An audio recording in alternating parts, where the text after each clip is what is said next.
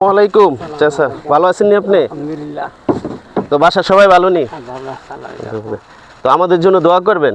আমি প্রায় দেখি আপনারা খুব কষ্ট করে নৌকা চালান, তো আমরা ছোট্ট মানুষ, যতটুকু তৌফিক কুলায় আপনাদেরকে সাহায্য করার আমরা ততটুকু করি। আমার কেউ নেই, আলহামদুলিল্লাহ। ইনশাআল্লাহ আমার জন্য দোয়া করবেন। আমি যেন সবসময় আপনাদেরকে ইফতারি সামগ্রী এবং কি আমি আবার আসবো আপনাদেরকে দেখার জন্য। তো আজকে যতটুকু পারছি, রমজান মাস আপনাদের জন্য ইফতারি নিয়ে আসছি, পরবর্তীতে ইনশাআল্লাহ আবার আসবো।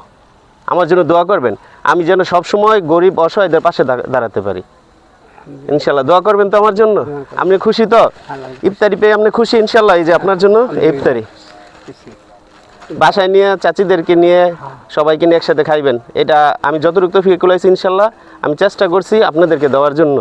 আল্লাহ দেওয়ার মালিক আল্লাহ, আমি একটা উসিলা, আমি ছোট্ট মানুষ। আমি এই উদ্যোগটা নিয়েছি সবসময় সব গরিব অসহায়দের পাশে দাঁড়াবো।